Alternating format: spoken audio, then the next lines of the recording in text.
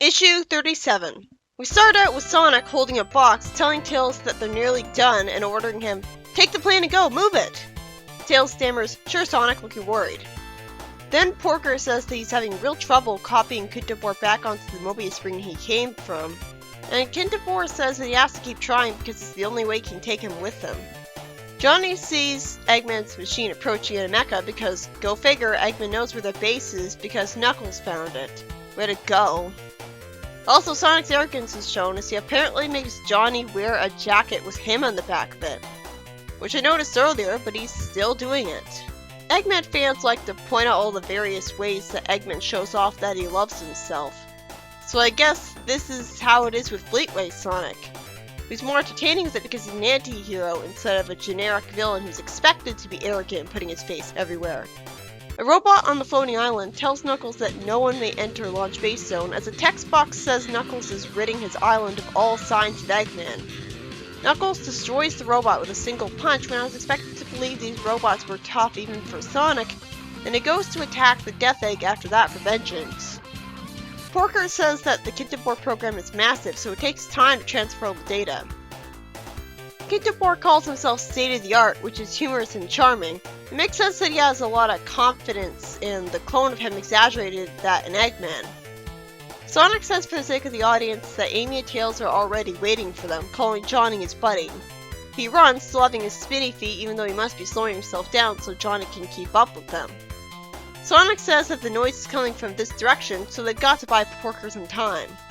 Eggman crashes through the tunnel with his mecha and grabs Johnny with his fist, which made me worry briefly because let's just say the tension is the highest when Johnny's life is threatened.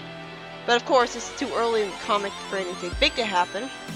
So Sonic immediately saves him, making the fist let him go by hitting it with a spin dash, and it lets go because I guess an inanimate mecha can feel pain. Eggman says that while he wanted to supervise the repairing of his Death Egg, he couldn't resist trying to attack Sonic, and once he finishes here, he'll be back on the floating island before Knuckles could realize that Launch Base is still operational. How do you know he hasn't already discovered that?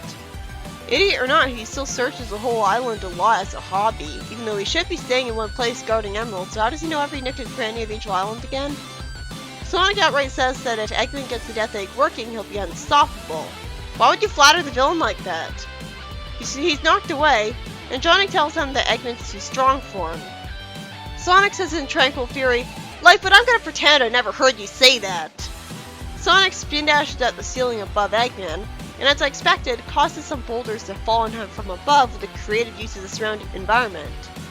Porker says that while he succeeded, Eggman sealed off their exits to trap them. Grammer tells Eggman that Knuckles tried to attack Launch Base Zone.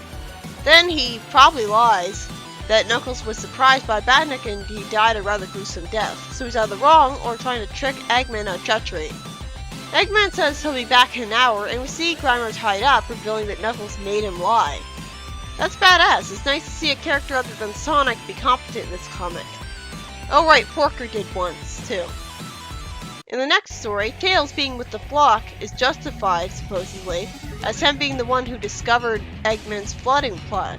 Even though no, the flock knew about it beforehand since they had the time to make a simulation of what would happen if it succeeded. One of them thinks they'll need Tails' help in dismantling the barrier. One of them says how to use a microcomputer to open security doors conveniently.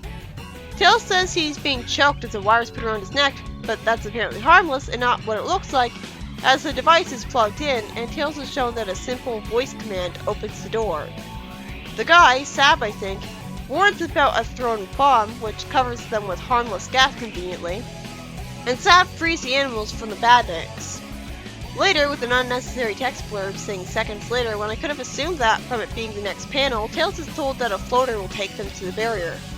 I really feel sorry for Tails here. He has so much pressure put on him to succeed by people who have faith in him for once.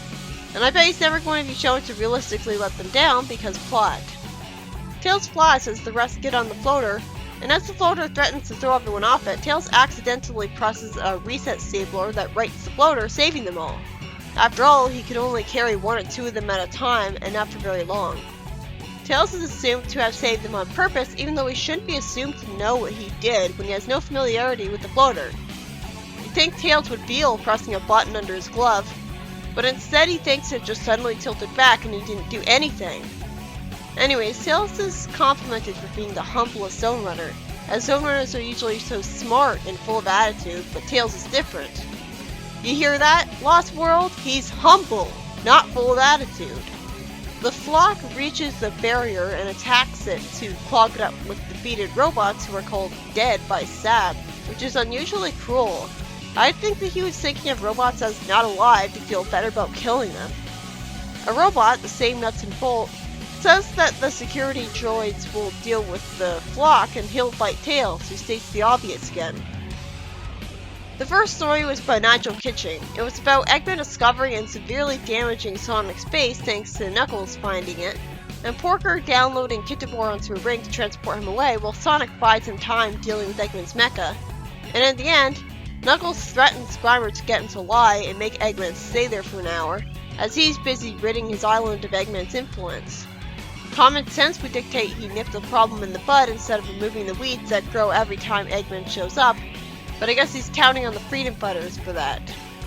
And in the second story, Tails saves the flock by dumb luck again as he presses the button to orientate the floater properly.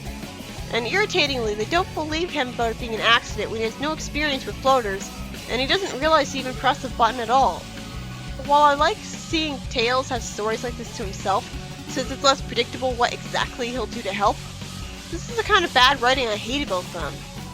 And the story ends with the major robot threatening Tails and the flock as they're about to prevent the flooding of Megamac with robot materials.